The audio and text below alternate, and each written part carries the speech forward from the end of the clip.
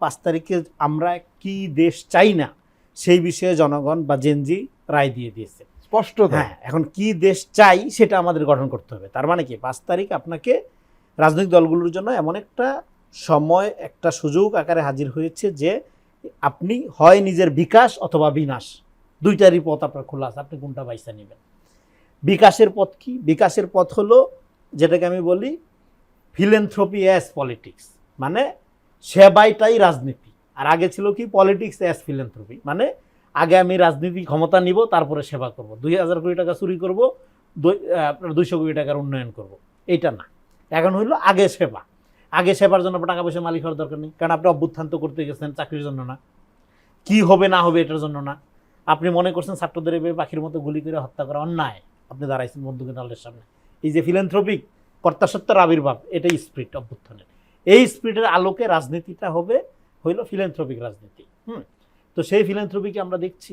সেটা দেখছি না। আমরা এখন দেখতেছি কি কে কত বড় দখলবাজ, সেটার প্রতিযোগিতা শুরু হয়ে গেছে। হ্যাঁ, জামাত বিএনপি দুই দলে এখন আবার সোশ্যাল মিডিয়াতে প্রপাগান্ডা।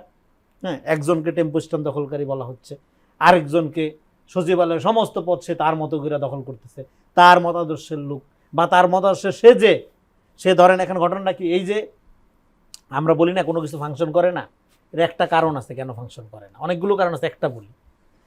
ধরেন যে লোকটা আওয়ামী লীগের সময় আওয়ামী লীগের সেজে সুবিধা নিচ্ছে বা ধরেন ভালোভাবে ছিল, এবার অভ্যুত্থানের পরে বলতেছে আমি কিন্তু নির্যাতিত ভুক্তভোগী জামাতের সমর্থক, তার দলিল দস্তাবেজ খুঁজে বাইর করতেছে, অমুক সময় আমি জামাতের কর্মী ছিলাম বা শিবিরের সাথে সম্পৃক্ত ছিলাম বা বিএনপির সাথে সম্পৃক্ত ছিলাম। এইবার যে লোকটা প্রফেশনাল, সে কি দেখতেছে? সে দেখতেছে আরে আওয়ামী লীগের সময় সে সুবিধা নিল, আরে এখন সে বলতে সে অভ্যুত্থানের শক্তি, সে বিএনপি জামাত বা নিজেকে সে বঞ্চিত দাবি করতেছে, দাবি করে সে বেশি পথ ভাগাভাগির দিকে যাচ্ছে। আমাদের গোটা রাজনীতির মডেলে দেখেন, এই যে শিক্ষাটা একটা বিসিএস মুখী শিক্ষা, এই যে সরকারি চাকরিটা একটা সোনার হরিণ, সরকার এজ ইফ একটা লুটপাটের খাত, এই সরকারের সাথে আপনি যে কোনো মূল্যে নিজেকে সংযুক্ত করতে পারলেই ভাগ্য খুলে যাবে।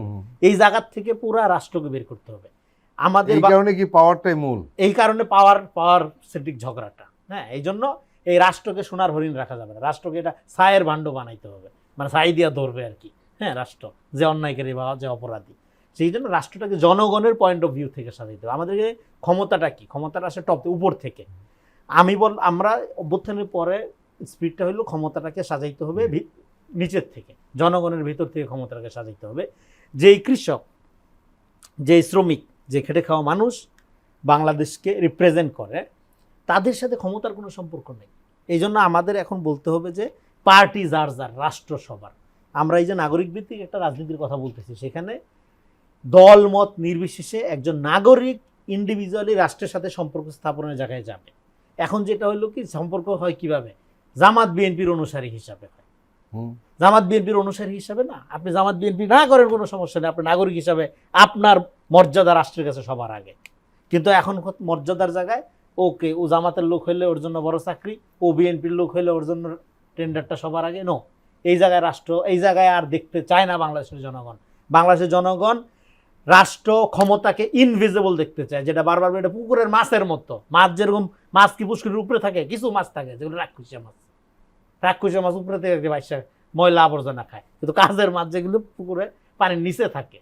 রাজনৈতিক নেতারা সমাজে পুকুরের মাছের মতো নিচে থাকবে, নাগরিকরা ডমিনেন্ট থাকবে। দেখেন এই জেনজি জেনারেশনের মধ্যে একটা, এরা কিন্তু এই বাস্তব সমাজের লোক না, তারা ভিজুয়াল সোসাইটির লোক, এই যে ভার্চুয়াল সোসাইটির লোক। ভার্চুয়াল সোসাইটিতে ঘটনাটা কি ঘটে? ভার্চুয়াল সোসাইটিতে কিন্তু আপনি একটা আপাত স্বাধীনতা এনজয় করেন। আপনার পছন্দ হচ্ছে না, আপনার মত আমার পছন্দ হচ্ছে না, আমি আপনাকে ব্লক করে দিব, দিয়ে আমি আমার স্বাধীন স্পেস ক্রিয়েট করব। এই যে নতুন জেনারেশনের চৈতন্যের মধ্যে একটা ওয়েস্টার্নাইজড বলেন, এটা ভালো মন্দ দিক নিয়ে আলাপ হইতে পারে, কিন্তু আমি বলতেছি এই যে একটা নতুন স্বাধীনতা চর্চার ক্ষেত্র তৈরি হয়েছে, সেইটা কখনো এই দলাদলি ভিত্তিক, ক্যাডার ভিত্তিক, আপনার নেতা ভিত্তিক রাজনীতি অ্যালাউ করবে না। এই জন্যই সে অভ্যুত্থান করেছে। ছাত্রলীগের টোকাইদের দ্বারা সে শাসিত হবে না, আওয়ামী মাফিয়াদের কাছে সে জিম্মি থাকবে না। সে অভ্যুত্থান করেছে, তার মানে সে এটা দেখতে চায় না। এবার কি দেখতে চায় সেইটা এনশিওর করার দায়িত্ব হলো রাজনৈতিক দলগুলোর। এখন রাজনৈতিক দলগুলো যদি সেটা না পারে, তাহলে ঘটনাটা কি ঘটবে?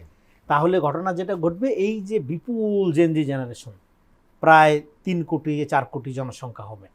এরা 5-7 বছর পরে পূর্ণ যুবক হবে, এই অ্যাডোলেসেন্ট বা কিশোর বয়সের এই দোদুল্যমান অস্থিরতাটা কাটবে।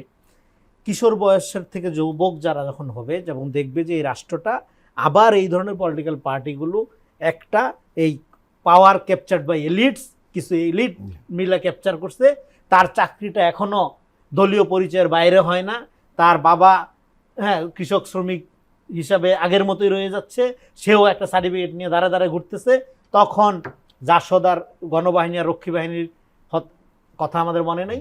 এই রক্ষী বাহিনী আপনার আপনার জাসদের গণবাহিনী কারা গঠন করছিল, আওয়ামী লীগের সাথে যারা যুক্ত ছিল, ছাত্রলীগের সাথে, মুক্তিযুদ্ধের সাথে যারা যুক্ত, তাদের বড় অংশ গিয়ে গণবাহিনী গইরা তুলা মুখোমুখি সশস্ত্র সংগ্রামে নিয়োজিত হয়েছে না। এই অভ্যুত্থানের শক্তি আপনার এই সমস্ত রাজনৈতিক দল বলেন, ইভেন ছাত্রদের, এরাও যদি ব্যর্থ হয় এই আকাঙ্ক্ষাটাকে পূরণ করতে, একটা পলিটিক্যাল এমন একটা অ্যাংজাইটি আসতেছে সামনে, সেটা বাংলাদেশকে গৃহযুদ্ধের দিকে নিয়ে গেলেও আমি অবাক হব না। সেটা সবচেয়ে ডেঞ্জারাস জায়গা।